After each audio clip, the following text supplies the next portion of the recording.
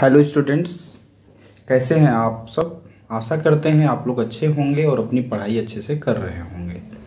आज के इस वीडियो में हम लोग एक इम्पॉर्टेंट साउंड, आप जानते होंगे कि साउंड चैप्टर जो कि मैक्सिमम क्लासेस में है, फिजिक्स का पार्ट, जिसमें साउंड में एक इम्पॉर्टेंट चीज़ होती है कि इको क्या होती है और रिवर्बरेशन क्या होता है, यानी what is echo and what is reverberation.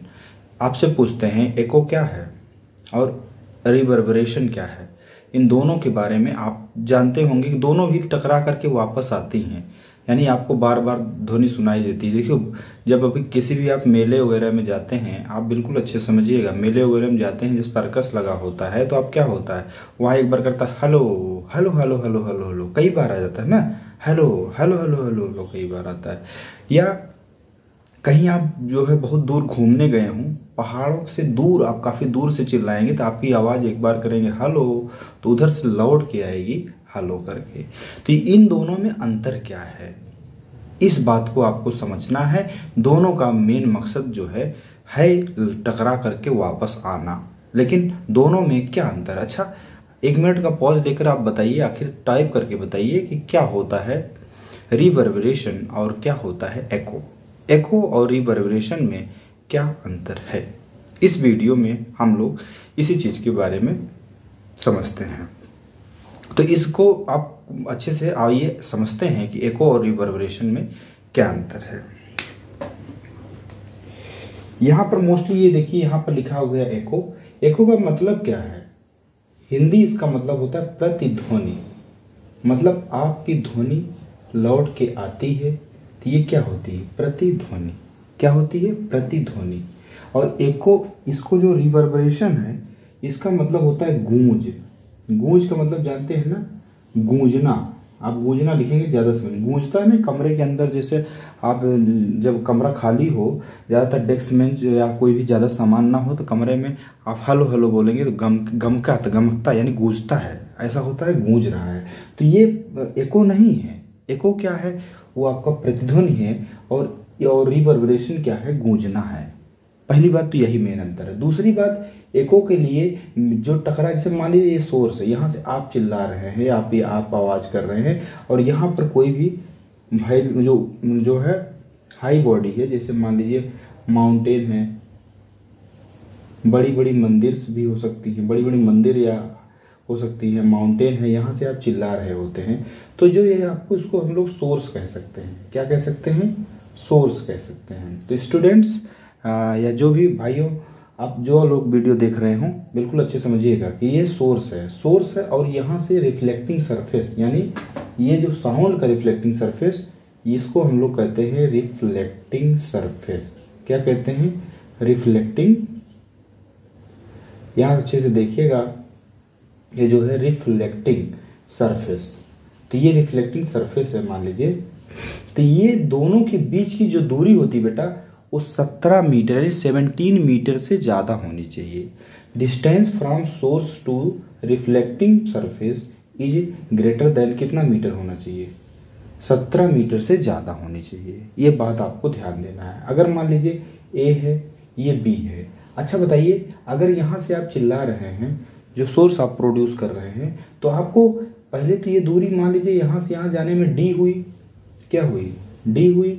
तो अगर डी जाएगी, क्या आपको आवाज़ सुनाई देगी, नहीं सुनाई देगी। जब ये लौट के आएगी तब आपको आवाज़ सुनाई देगी। यानी टोटल डिस्टेंस जो आपको रहेगा वो डी प्लस डी, यानी एक बार जाना और एक बार वापस आना। तो देखिए, ये चीज़ हम आपको बता रहे हैं, अगर डी यहाँ पर जा रही है साउंड वेव, तो इधर से साउंड वेव क्या होगी, वापस लौटेगी।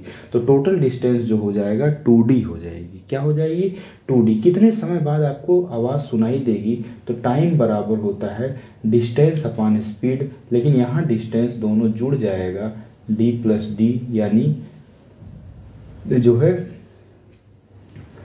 Distance upon speed. स्पीड को मान लीजिए v है, तो D प्लस डी क्या हो जाएगा, 2D अपॉन v।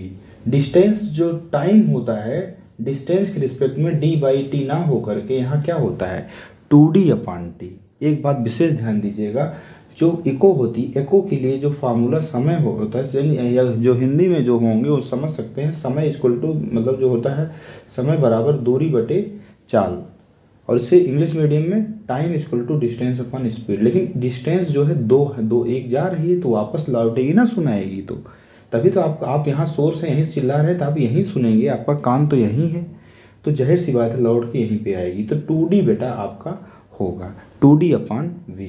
तो ये समझाने का तरीका था कि एको में जो है 2D अपान T होती है और मिनिमम डिस्टेंस कितनी होनी चाहिए 17 मीटर, इससे ज़्यादा होनी चाहिए। इससे ज़्यादा दूरी अगर होगी तब उसको कहेंगे क्या, रिवर्बरेशन, सॉरी उसको क्या कहेंगे, एको, एको कहते हैं।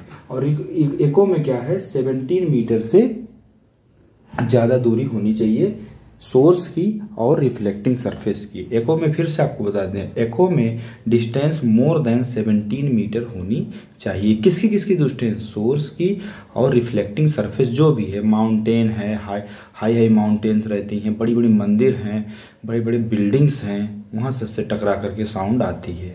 तो बिल्कुल आप यहाँ पर समझ सकते हैं। गूंजना यानी गूंज क्या होता है, जाहिर सी बात इसकी जो डिस्टेंस होगी वो 17 मीटर से पहली बात कम होनी चाहिए। 17 मीटर से कम होने, कमरे के अंदर जो होता है वो एको नहीं होता, वो क्या होता है, गूंजना होता है, उसको रिवर्बरेशन कहते हैं। कमरे के अंदर जो आपका गूंजेगा, मान लीजिए एक कमरा है, यहाँ से आप चिल्ला रहे होते हैं तो ये साउंड ऐसे जाएगी, यहाँ से ऐसे जाएगी, ऐसे जाएगी, घूम घूम के जो आएगी, ये आपका क्या है, रिवर्बरेशन। ठीक है, तो ये चीज़ आपको ध्यान से समझना है। ओके, तो साउंड किस तरह से जा आ रही है, ये क्या है, घूम घूम के आ रही है, यानी इसके लिए डिस्टेंस मायने नहीं रखता कि हाँ इतना कम से कम दूरी होनी चाहिए।